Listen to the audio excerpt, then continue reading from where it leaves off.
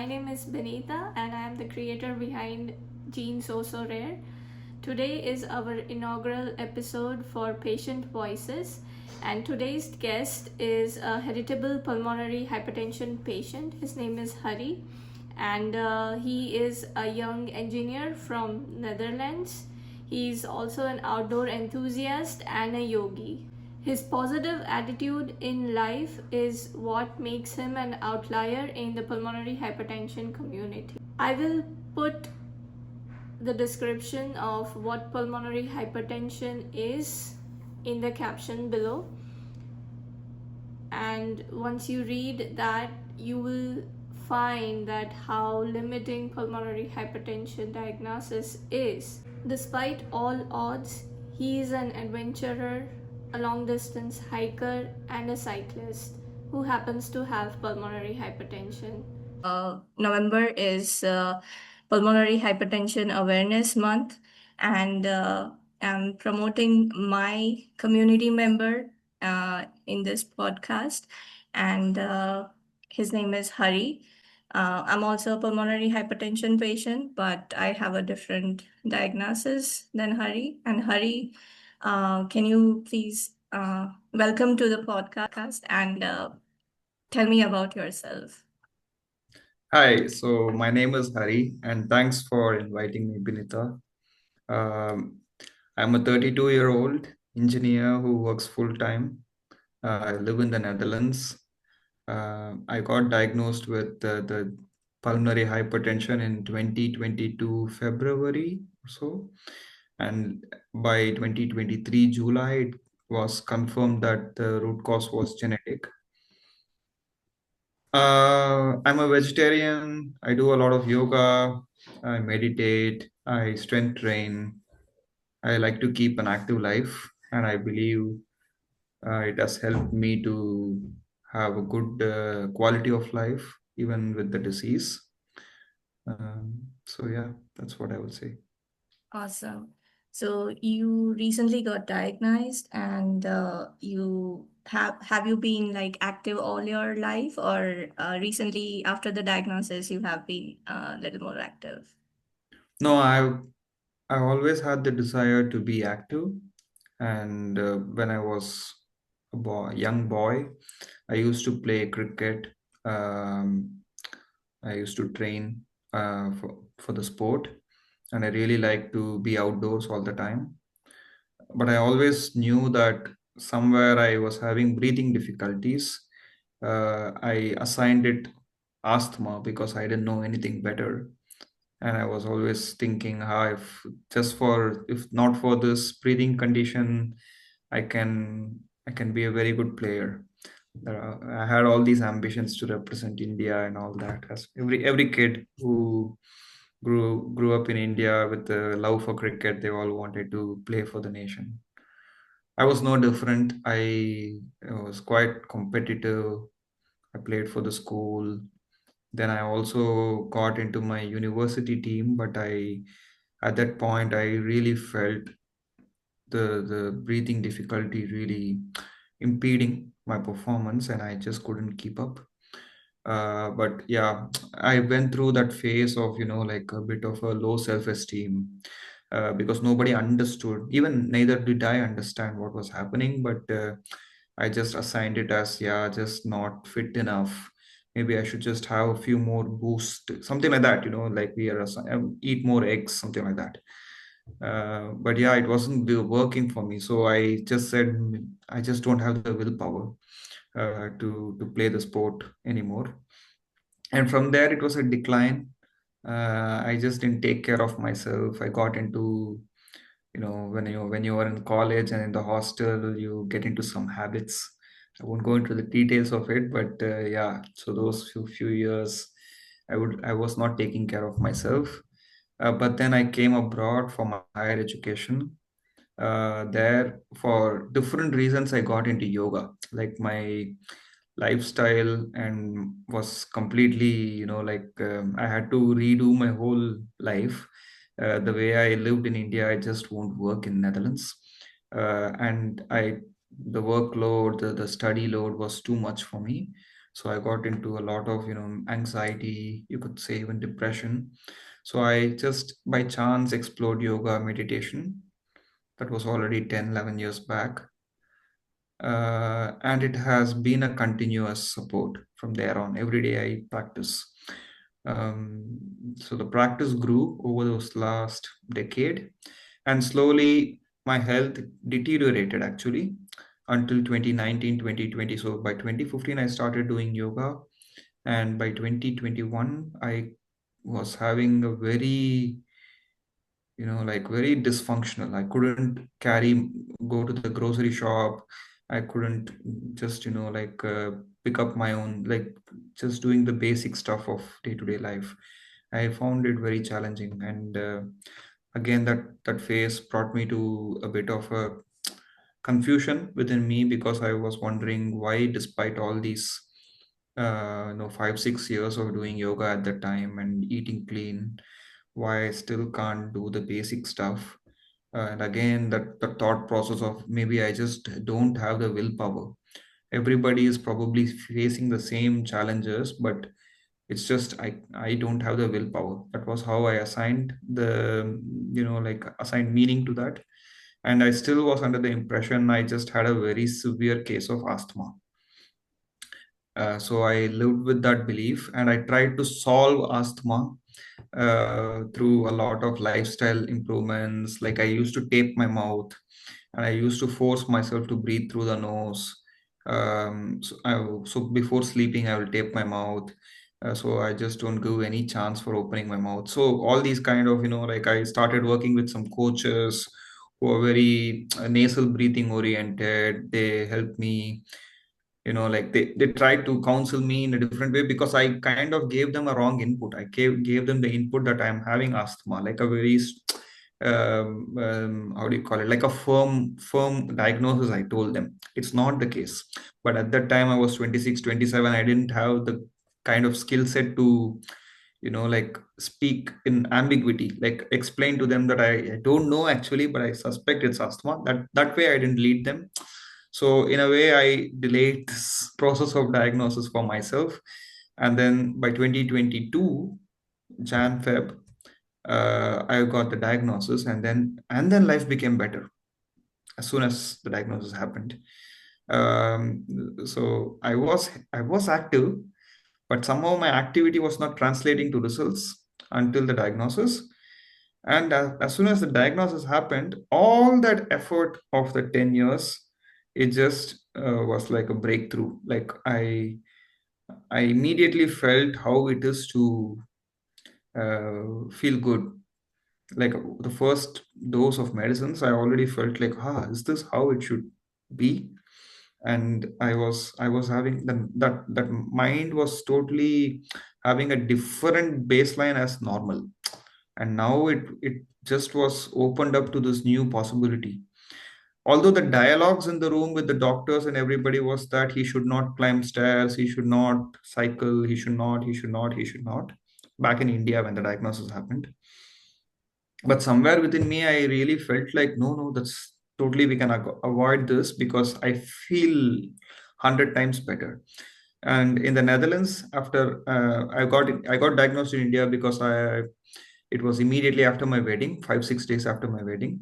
Okay. And it was during that COVID Omicron phase. So I stayed a little longer after I caught the COVID. And then I was rushed to the hospital because my pulse ox was, I never checked my oxygen until that point. So I felt normal, like I felt like every day this is how I feel. But the pulse oximeter said something like 50 or 40, something like that. So then I was rushed to the ICU. And after going there, people were trying to figure out what's going on. A few specialists, and 2, 3 days after several tests, they were like, "Yeah, we think it's pulmonary hypertension. We haven't done the right heart catheterization, but since you need to go to Netherlands, they said they gave us a report stating that they based on all these things, they think it's pulmonary hypertension, but they can't, like put the nail on it, and they gave these Dutch doctors a bit of a head start. Then the mindset, but already they communicated that there are so many limitations and restrictions. You are not supposed to live an active life and so on in India. But then in the Netherlands, they were a bit, they took their time, they redid all their tests, and they did all these fishbone just to analyze which is right, which exactly it is. And eventually they landed at the same conclusion. But somehow their way of um, they were more open and positive about me being active, and that motivated me even further to just keep up with my activity levels here. So, what I hear is uh, the the push to be more active was more is more contributed to you being there in Netherlands, correct?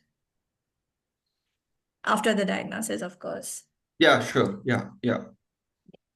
That says really good about the healthcare system in Netherlands. Oh So yeah, yeah. yeah, yeah. So yeah, go ahead. You're saying something. If you are in the system, like if you getting into the healthcare system, like getting past the gates of GP and being assigned to a specialist, Mm-hmm. that takes a lot of jumping through the hoops. That part is so much easier in India. Mm-hmm. But once you're absorbed into these care providers, the real, like the experts, then I definitely think in the Netherlands they are quite good with like patient care, explaining patients what is really going on. Mm-hmm. Somehow I didn't have that experience in India, but my sample size is also too low, so I can't comment conclusively. But Correct. here I did feel like my doctor was willing to explain things a lot more and in a level that I understand. So, where did you get genetic testing done in order to Yeah, get your diagnosis in yeah, Netherlands or in India? in Netherlands, but that happened a year and a half after my diagnosis of PH. Of course, yes. Yeah, yeah. So, did you see a genetic counselor? Did you see a Mhm. geneticist? What was your experience with them? Also quite positive because they explained a lot about the consequences of the diagnosis in terms of what happens to the progeny, like if I want to become a father or something like that, then what is the risks involved, and what are the steps that can be taken to address that, Mhm. and how they are willing to support, and how the system is able to take care of the costs, the insurance, and how it is like entirely set up in such a way that financially we will not be in a bit of a stress. Mhm. uh, but still they were willing to explain on the failure rate, success rate, how much intensive it is for a woman, let's say the IVF procedures and the embryo selection and all that.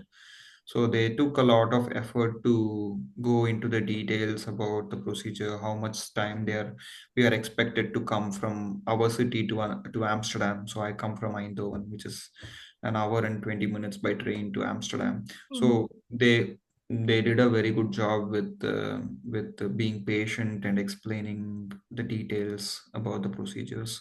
I like that.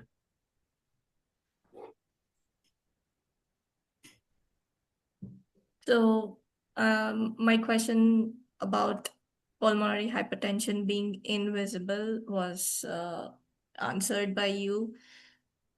Just like every other diagnosis of pulmonary hypertension, it occurs after 25 years of age, and probably the first symptom is breathlessness. So, Mhm.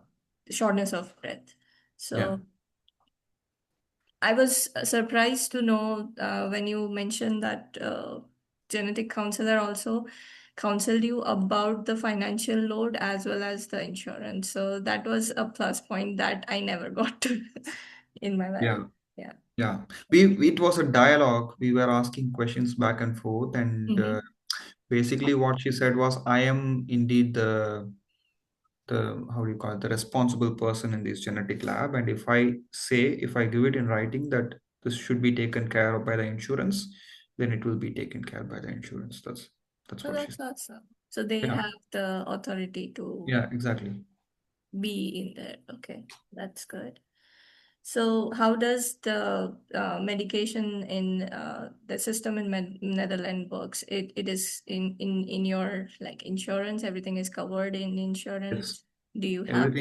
Everything is covered in the insurance. Uh-huh. So I pay for a year something called as own risk. It's called Eigenrisio. Mm-hmm. So that own risk is about, if I'm just quoting from memory, it's about 380 euros for a year. Mm-hmm. Um, and once that part is covered, like I pay at the end of the year or something like that. Mm-hmm. After that, everything is like taken care by the all the medicines are free.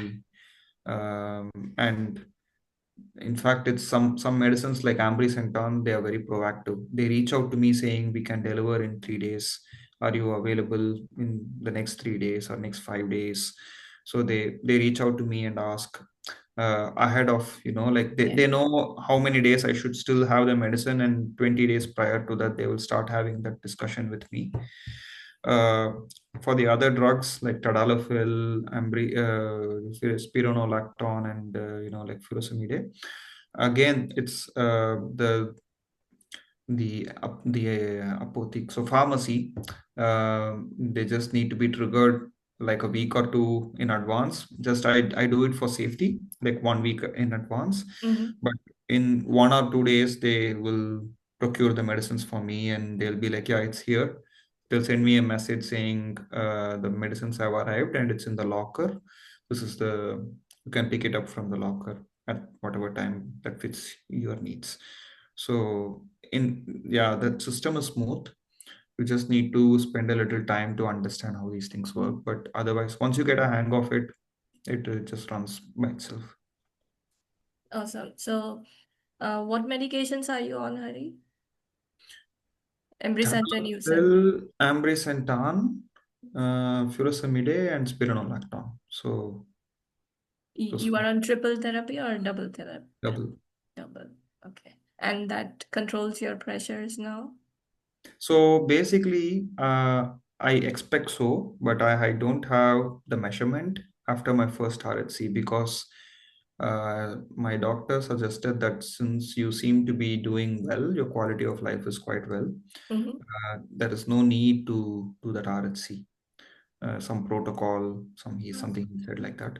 So I was like, okay, if that's not needed, it's not needed. But I do take the so far I have been taking the what do you call it, MRI for heart every year. But from now on going forward, he told actually every 5 years is enough. That's the statement. Mm-hmm. And every year I have had improvement on the right ventricle, some percentage opening or something like that. So Oh, now it's almost at the better side of a normal heart. So in the normal heart, RV opening should be about like 55 to 60 percentage, and then I'm already at 59 point something. So awesome. That's about normal. yeah, that's on the better side of the normal even. Yes. Yes. So, what do you think contributed to that improvement? It's, I think, a systemic change. It's not just one thing that must have contributed, but Mm-hmm. variety of right things that happen together, a good impact. And it's also kind of resonated by my doctor. He Mm-hmm. also said if it was just the medicines, then we wouldn't have been seeing a lot of changes in some of the, like blood flow and everything. Mm-hmm. There was some regurgitation which completely stopped after year one. Mm-hmm. uh, so he mentioned that it's not the medicines work, there's more to it. At least whatever medicines we give you, it's not capable of doing that. So I think, of course, medicine is part one in that contribution, but definitely doing daily practices, daily yoga practices, daily, like keeping myself active, strength training. And I also noted down in some peer-reviewed study that intermittent fasting is very helpful for your heart. And because of my yoga practices, I naturally have to do that intermittent fasting. It's not my it's a byproduct of just doing yoga and like keeping an empty stomach condition and all that, and like adhering to it as much as possible. That naturally gives that intermittent fast makes intermittent fasting like a default. I simply can't eat 3 meals because I have practices every 4 5 hours. I need to keep myself empty at certain for the practice. Stomach wise, I should be empty. So it's only possible with 2 meals. If I do 3 meals, it's just not sustainable. So all these things help each other as much as possible, giving up stress. That doesn't mean I don't do difficult things. In fact, I do quite a bit of difficult things, but I don't take too much stress about it. If it happens, it happens. I try my best. So a lot of like having a bit of a spiritual mindset, Mm-hmm. um, having good friends, good company, good social support. Um, for me, belief in God helped.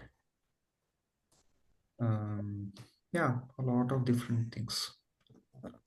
Okay. So so far, not only what I've heard is not only medication is sufficient in order to get to the stage where you are. So you attribute it to the practice of yoga, you attribute it to the practice of intermittent fasting, and you attribute it to the strength training. Yeah. And you mentioned that you are a vegetarian. So uh, all these activities, and usually during this like time when people are more towards like, okay, we'll get proteins only in such and such products. Mm. So uh, if we are highly active, we need protein, so Yeah. we'll eat those products. But you are a vegetarian, so do you have a meal plan? Did you see a nutritionist, or No, you're doing it on your own? no, I worked for a year with a fitness instructor, but she was her strong point I felt was nutrition. Mhm, Um, so within that 1 year working with her, I fine-tuned my nutrition, but um, I always had the mindset that movement is fun, movement is play, movement is fun, and I really look forward to moving. I don't necessarily think of things like exercise or non. I actually don't ever call anything as an exercise. I just like to be like, this is movement. Walking is a movement, running is a movement, swimming is a movement, cycling is a movement, and lifting weights is also a movement.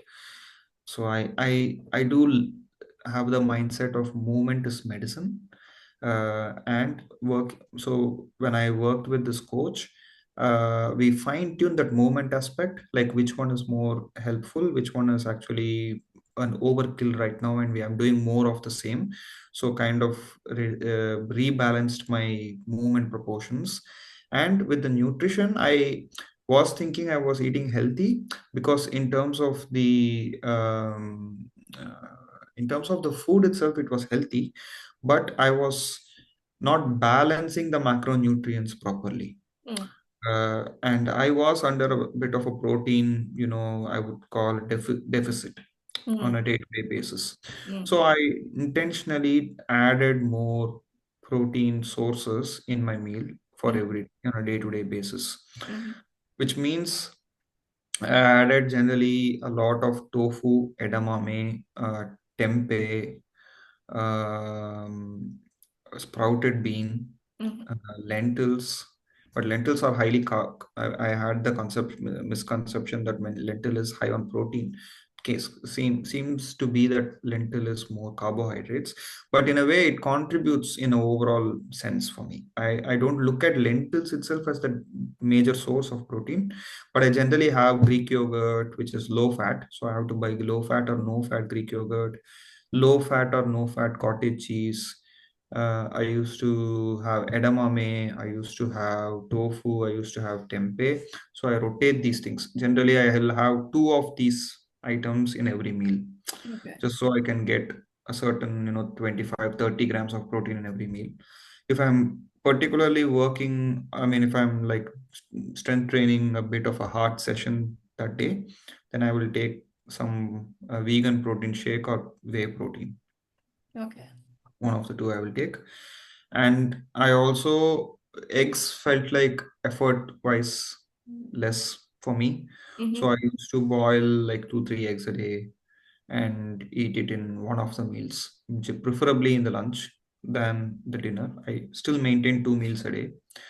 Then I did have some other sources which are not like really high on protein, but they do have a significant amount of protein, like pumpkin seeds, hemp seeds. They are more on the fat side, but I do need fat. You need the healthy fats.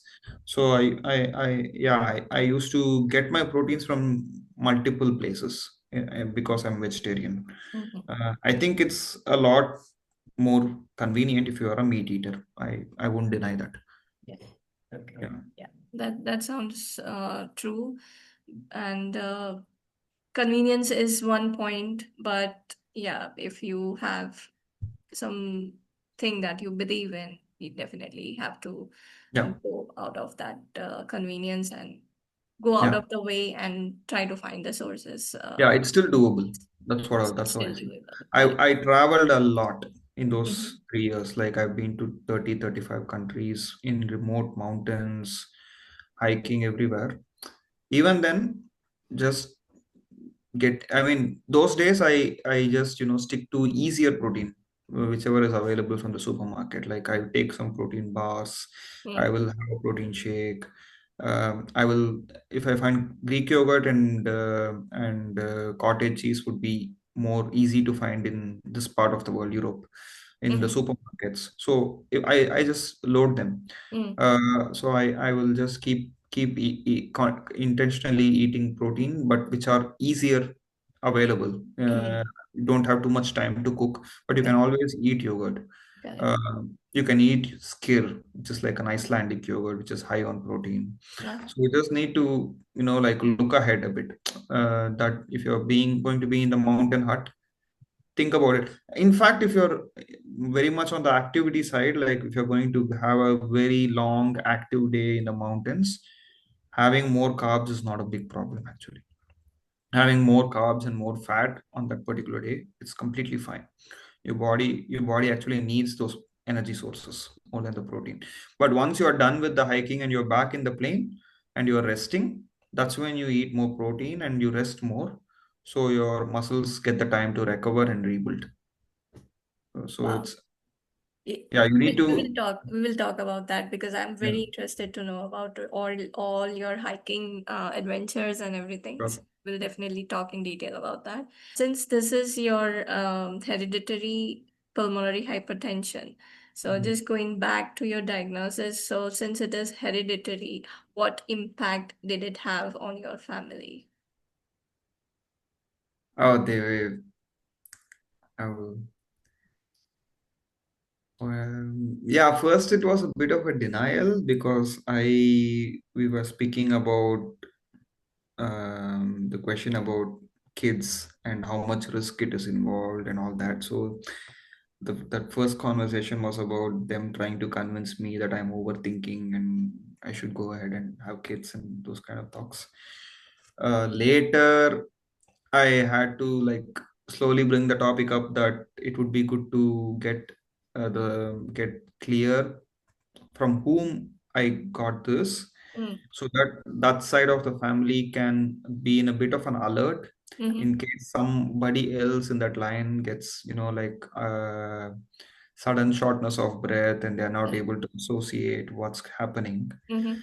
And also to my sibling, if she is also having the same genetic mutation, then it's good to just be aware that one of her kids, in case in the future they are not feeling great, then we don't need to go through the whole path of, figuring things out, but use this information already to save time on the diagnosis and, get help early. They don't need to go through the difficulties, for instance, what I faced in Correct. confusion. Yeah.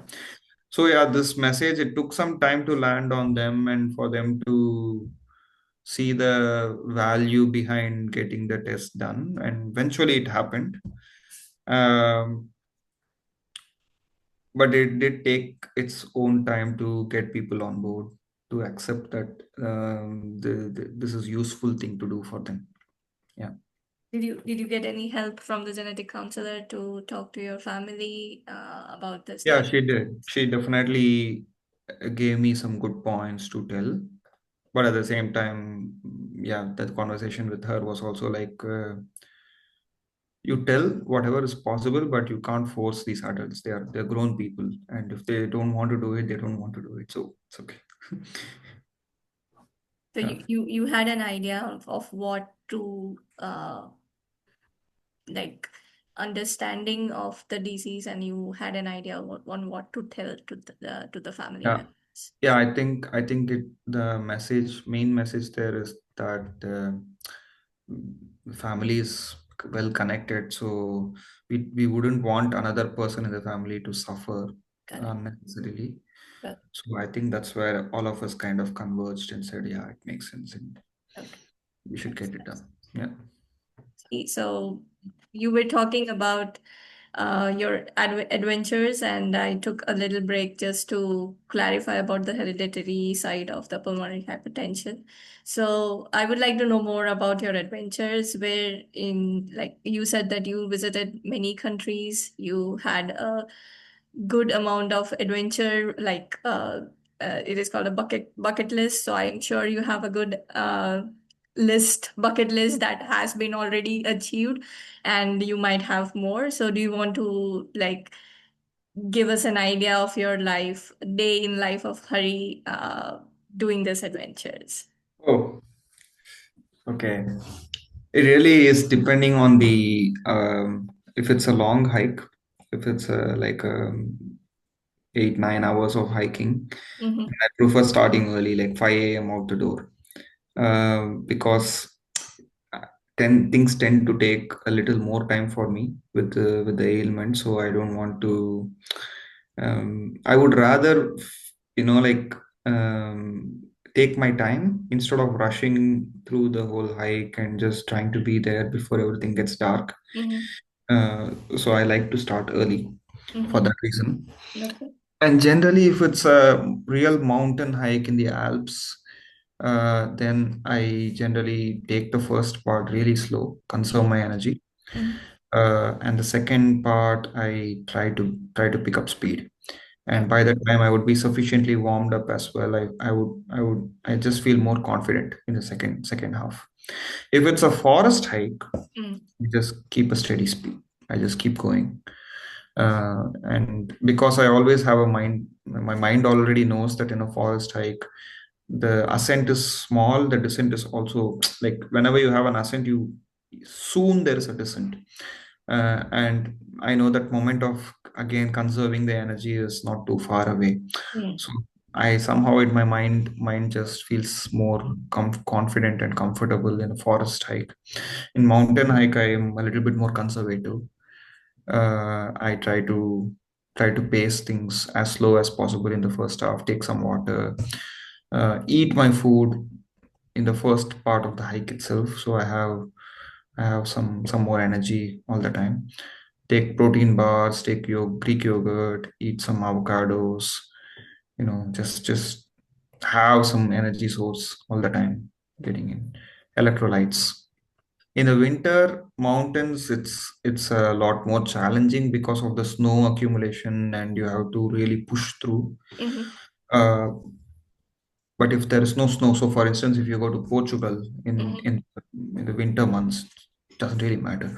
Maybe you'll have like 5 6 degrees lower. Mm-hmm. Uh, you'll just feel great. Uh, yeah, that optimal temperature should be between. So for me, it's somewhere between 18 degrees to, let's say, 10 degrees, 9 degrees, if it's the mountains. But if it's not the mountains, if it's the forests, I'm okay with sub-zero actually. It's even better. Mm-hmm. Uh, Mild snow doesn't make much of a impact for me. I just easily can go. But if it's heavy snow, much higher in the altitude, when I went there once, I don't think it was a good idea for me. Okay. And where have you traveled and what does your backpack include? Oh, I traveled pretty much everywhere in Europe. Uh, Okay. so Scandinavia, Norway, Iceland, Sweden, Denmark, also the mainland Europe, Western Europe, Germany. I live in the Netherlands, Belgium, France, Italy, Slovenia, Croatia, This is all for Greece. hiking, correct? Huh, yeah, Okay. Spain. Wow. I've been to these countries multiple times, like different parts of the countries. So that's why it is like that. Switzerland, Austria, uh, yeah. Mm-hmm. All thing is generally if it's a single day hike, I carry food, just like 2 3 burritos, like roll it and eat it, Mm-hmm. with good amount of lentils in it and some cheese in it and stuff and some vegetables. Just season it with some pepper and salt, nothing too fancy. Mm-hmm. Have some Greek yogurt, boxes, or cottage cheese, depending on what's available. If both are available, I just get them both. Chocolates, just to get instant energy when Okay. needed. Otherwise, clothing wise, I dress in layers. So it really depends on the temperature, and if it's really kind of getting cold up there, then I will wear a base layer from merino wool. Mm-hmm. Then I will wear a fleece. Then I will wear a jacket, and I will remove them as and when Correct. the, just add and remove kind of a thing. Water, sufficient amount of water, hiking poles, good boots, camera, phone, just to take the scenery and enjoy it and record it. Medicines, yeah, of course, yeah, medicines So and you carry. spray. Yeah, yeah. Also the spray for any, like if I get some tear or injury, then I can, yeah. Okay. So I'm hearing a lot of like you are a seasoned hiker and you take time and not rush through things. So whatever you are doing the activity, you are Yeah, keeping the pace, and that's how you get it done. yeah, Correct? yeah, yeah, Okay. yeah. There's no competition mindset. There's no, I don't think about I need to be in the head of the pack, nothing like that. I just tell if I'm going with a pack, with a tour leader or something, I make sure they know that I have this heart disease. And Mm-hmm. so then what happens generally, if there are two tour guides, one will stick to me just at Mm-hmm. all times. Mm-hmm. And they, so far I've had good messages from them, like no worries, just take it easy, come with us slowly. And it's only a big ascent, then I have a bit of a problem towards 60 70% of the ascent. Mm-hmm. But just my mind, if somebody is there to tell me you are almost there, it's just another 10 15 minutes and we are there at the top of this ascent, and then we will have further, then my mind is able to get a bit more calm, and I can slowly come up to that part, the end of the ascent. So I break things down a bit more. And if I'm going to go on a mountain, it's not like just a rash decision. I will learn the profile. I will try to see um, what I need to prepare. Mm-hmm. So I follow some programs called Ascent Ready and those kind of things, where I put my backpack, put some weights on it, climb stairs. So I really prepare for the hikes. It's not a Oh. just like that I will go. No, I won't do that. I take 2.5 3 months prior to that mountain. Mm-hmm. I dedicate my training blocks entirely towards that hiking. Oh, that's good to know. That's something That's new. Okay. that way I feel, for me, confident that I've done. preparation. Mm-hmm. And I generally don't aim for some really, how do you call it, like iconic peaks or anything like that. I'm more interested in just having a little bit more complexity from year on year. Like if I do some mountain like Trolltunga I did last year, 1 or 2 years back, it's considered to be a little bit hard Mm-hmm. even for regular people. So then I would next aim for something that is slightly complicated from Mm-hmm. Trolltunga. I just won't take the, for example, Matterhorn. No, it's not, it's crazy if I do that. Okay. Yeah. Correct. So yeah, I do a lot of research, reading this or that, what exactly. So I invest a lot of time thinking about which one to go for. It should have a good scenery as well. It's not just for fun. Like I'm not into torturing myself. I want to get some reward out of it. Like I want to see something beautiful out of it. Yeah. So how do you get time? It does get hard. It is not a easy path for sure. And especially this disease is very quiet, in a sense invisible, I would say. Even sometimes I understand that my family wouldn't understand, won't get what is he talking about, he's looking fine. Mm. uh, yeah, it takes some prioritization, it Mhm. takes some waking up early, sometimes canceling appointments that are not aligning with your objectives, making time for this, really. I wouldn't say I mean, I know that I have a lot of potential even in my career, but I just didn't climb up, the ladder. If you, I thought about the trade-offs. I wanted to be able to do something with my life outside of just sitting on the desk and making money. So I think that was a conscious trade-off and decision to do something meaningful in my career, but not necessarily just climb up for the sake of climbing up and compete and compete and compete when I don't feel that satisfaction out of it. In a way, that kind of helps managing the workload and all that. And I hire trainers. Like to work with people. Mhm. I generally like to hire from India because cost effective for me, Mhm. and secondly it gives that a little bit of external forcing function for me. Mhm. So every week I will have a call saying this week this is the plan. So that intentional planning will be there in a week to week basis, and through discussions with somebody who's been there done that. So Mhm. if I'm going to climb a mountain, I work with a person called Parth who climbed Mount Everest, and Oh. he knows me, my difficulties and my challenges with the Mm. disease.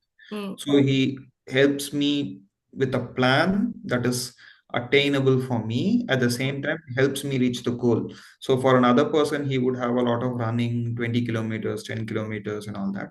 Mm. I just told him that's not attainable for me. Maybe in a few years it will be, but right now it is not. So we do something slightly different for me. Mm. And yeah, like that, I try to involve the right people to get to my goal. I don't like to do it all by myself, because then it will be too stressful. Then I will not look forward to doing all these. Correct. I like to keep small, simple goals for a week. That's it. Mm. I, and then I let the coach do their work, because Mm. I genuinely just trust them to know what they are doing. Mm. And all I care about is this week I need to get it done. If Mm. it is Monday, Wednesday, Friday, or Tuesday, Thursday, Saturday, that's entirely up to me. Yeah. But this week, this is the goal. That's all I care about. I don't care about 6 weeks later I need to climb the mountain. No, that's not in my mind. Mm. Only think about this week. That's it. That's some good time management skills. Kind of starting a venture in which you are going to help people Mhm. uh, going through a rare disease diagnosis and to manage nutrition, to manage uh, Activity. exercises, strength training. So, do you Yeah. want to say something about that? Yeah. I would like to. I've started this new venture called Fight with Love. That's And yeah, it's basically we are not trying to be harsh on ourselves by, like forcing ourselves to do things, but slowly, sustainably building the right habits and taking proactive steps to be one step ahead of the disease, so that we can all relish and live a healthy, happy, and strong life to whatever extent we are capable today. So, and then slowly we will see that comfort zone will expand inch by inch or meter by meter. And one day you will be able to do a lot of things that you once thought were impossible. So, and that should not just be about your physical health, but also your mindset, working on your mindset, working on breathing, getting good quality sleep, eating the right kind of food. And in a way, what really helped me, somehow I want to convey that message, but if I put it in words, fall flat. But this is the thing, to understand that the chronic ailment could be a good teacher. uh, the chronic ailment can wake you up to certain things you were unaware of, about your nutrition, about your sleep, about your mental health, about your connection to God, about your ability to surrender. So something real like this is a great way to come to terms with mortality and come to terms with a fact of life is that our time here is finite, and we should really honor the time that we are here in this planet and do what is the highest we can do to the rest of the world. And think there is no greater reminder than having ph. So in a way it's a good teacher, and we have to maximize our learning from that disease. Yeah, that's why this whole effort of Fight with Love is to look at things holistically, give love to people, so that you feel good. That's all. It's not that the other person needs to feel good, but if you're being loving, your emotions are sweet, you're naturally thinking positive thoughts, you're naturally going to do a couple of things extra for your health, hopefully, because you're in a good mood. And those little two steps and one step in a day over time compounds is beautiful. You'll surprise yourself. So that's the whole messaging I want to convey with this page. definitely, and it resonates with what you just said, that you hired a coach, Yeah. the people who knew already what to do in that space, and you have already gone through this, so you are a better coach in what to do for rare disease patients. So best of luck with your venture, and Thank you. this is a rare disease space, so anybody who needs to contact with Hari, I'll be sharing the Instagram page. Instagram page, yes, Yeah. with on this post. So please do reach out to Hari. Please follow me. Yes. How do you balance yourself on tough days? Oh, So you said that movement is something that you look forward to, yeah. and there is a bad day or tough day, whatever uh, they call it, Yeah. and now you cannot move. You just have to sit through the day. What do you do? Yeah, I honestly don't like those days. And there's something that I should also kind of learn is that acceptance, that every day is different, and a bad day is also to be accepted, and you need to really actively accept it, not just passively say bad day, okay, but really actively accept the moment. So that's still a work for me. uh, but lately I have gotten into journaling a lot about my own anxieties, worries generally. uh, and something helped me here is that I tell that, can you Devi, please, can you take care of these? Like, I have this connection with the goddess at our home. Mhm. So I just ask her, like, I literally write down, like, I'm worried about this. I'm having a severe back pain. Mm-hmm. I'm going through a lot of work-related stress. I'm not sure I can handle this. Can you please handle this? So I write to her like that. It's not like something changes or anything, but I genuinely believe Devi is taking care of me. So I gain that extra 5 points with strength.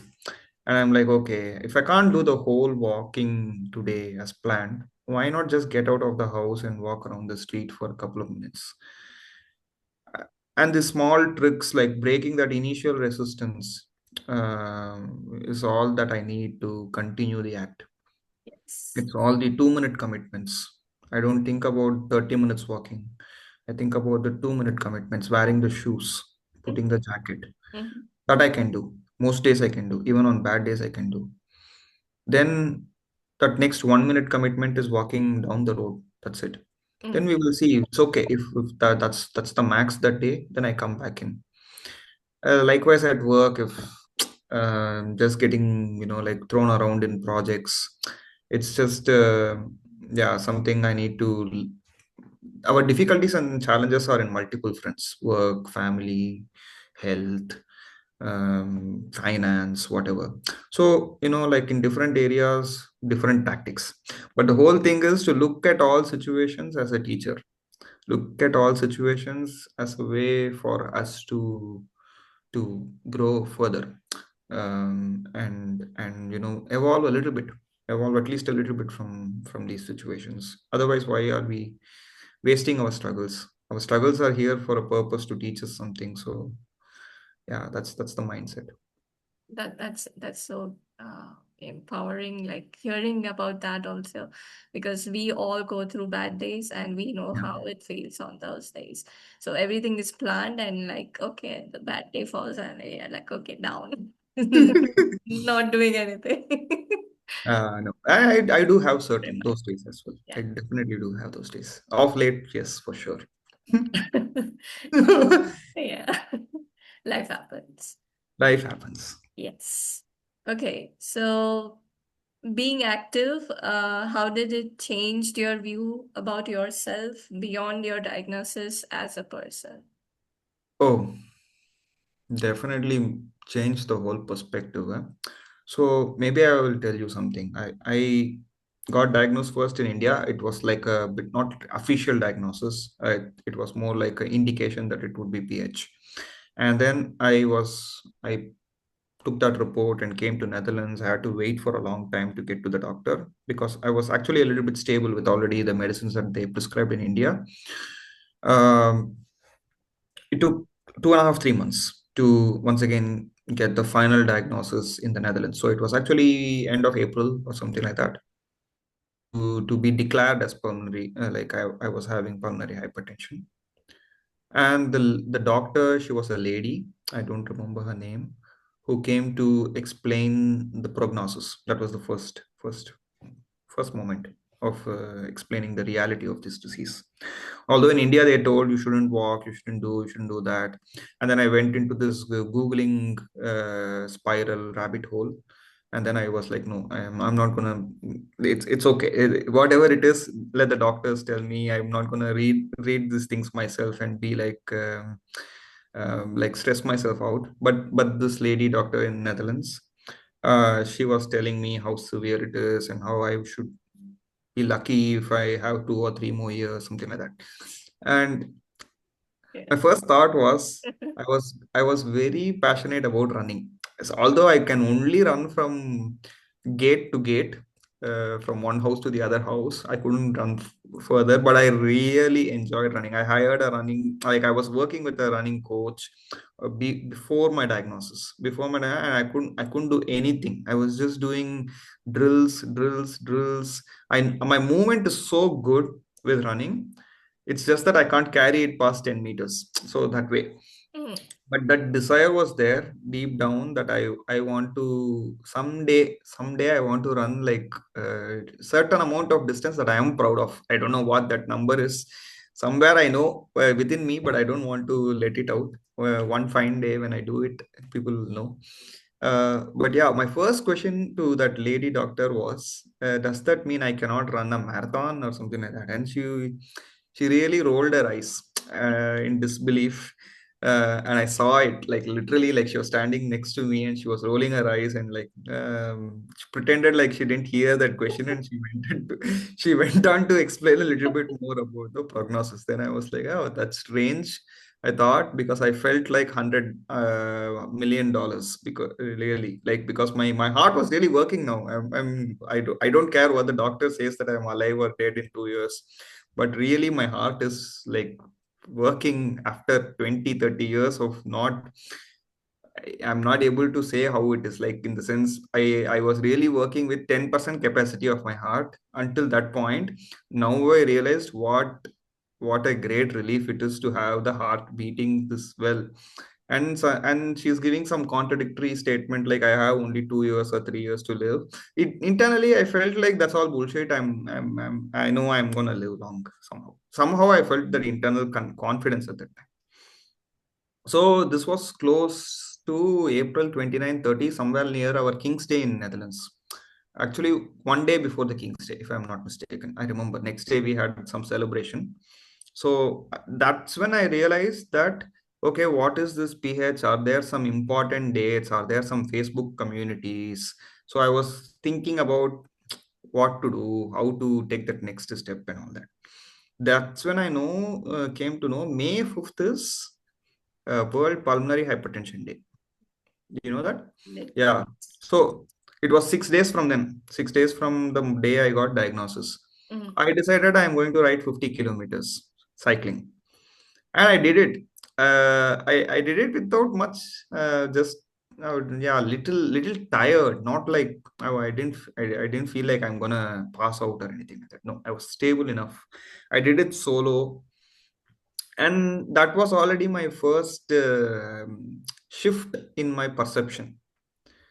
I know a lot of talks are there about positive affirmations and those things. I don't deny that they don't have an effect, but I am more of the opinion, if your mind will feel convinced when it has an evidence, and that evidence should be really strong and unshakable, that there is no two ways about discussing it. So when your mind is trying to play tricks that, oh, you're not doing well, you can shut it up with this evidence saying, I cycled 50 kilometers. I hiked Italian Alps. What do you want? I hiked Slovenian Alps. So I was in the mindset of building evidence against the worries. So it completely changed my. That's why I got into all these mountains, hills, hiking, forests, long walks, cycling 80 kilometers, 90 kilometers, 100 kilometers. Slowly, I built it up. And also, everything had a method behind the madness. Although it may feel like, what is this? This guy is doing such irresponsible things.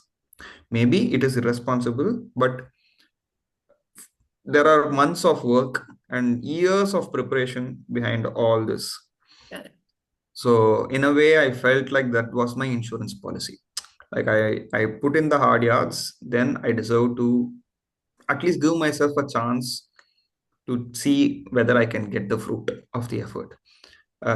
So yeah, it completely, now I if somebody says PH, I don't associate it as my as a first person thing. I'm like, yeah, I know I have PH, but I also know that I can cycle. I also know I can run. I also know I can lift weights. I know I can, do a lot of yoga. So my attachment to that identity is shaken a little bit weaker. It's no weaker. I do respect the fact that I have certain boundaries. I do respect the fact that I should not go, I should take my medicines in time. So I'm responsible that way, but I don't let that tag or label, like dictate what I can and cannot do with my life to a great extent. Even today, my work is far, like 12 kilometers one way. I cycle as much as possible. 4 days a week or 5 days a week, I try to cycle. And that's 12 kilometers one way, 12 kilometers the other way. That's easy 25 kilometers in a day of just getting that movement, and without trying to make time for exercise. Anyway, I need to take two buses, wait for these buses, pretty much same time. So I don't really save much or lose time in cycling. I'm not a very fast cyclist, but I'm also not slow. I keep a steady speed. I can go long. I don't tire easily. So in a way, doing all this kind of, like, helped me to think past the disease as my label. I genuinely don't bring up the topic unless it's really required. And it will show up once in a while when I'm running, and if I'm tired, I can check the pulse ox. Then I can clearly see that it's at 70s or so. So I give myself a minute and a half to, it comes quickly up to 95, 98. And in the mountains, me and my partner, we used to climb up together. I would be the first person who tires. She would be a little much better. Mm. Uh, and if I plug in the pulse ox, it would say like 70s, 80s, low 80s, high 70s. I would test on my partner, it would be high 90s. Mm. So that deviation is there, that you Mm. just cannot get past it. Mm. But understanding that this is going to be the case, you can do a proactive approach towards building your lungs, building your cardiovascular system Yeah. in such a way that you help yourself. So I do a lot of kriya yoga. Mm. So within yoga, I do hatha yoga and kriya yoga. They both complement each other. Okay. And Kriya Yoga is a lot about, of course, there is a spiritual aspect towards it. It's working on your pranas and all that. But on a more, like a course level, or more on the physical body level, it trains your lungs really well. It's an amazing training for your lungs. Mhm. And the more you practice it, you're intentionally using 100% of your lungs. So you're breathing in a rhythmical way, full breaths, hold, full emptiness, hold, and you literally have to do it every day. Like if you're serious about it, I am. And once you do it every day, you clearly see that big step that you have made in your physical health. Mhm. Very quiet. So on a day-to-day basis, you wouldn't notice that difference. But if you just see in 3 months how far you have come, giant leaps. How long does it take? Like every day, how much time do you uh, spend doing that uh, Kriya Yoga is hot yoga or no, breathing? Kriya Yoga is easily 50 minutes plus 25, about an hour and a half every day.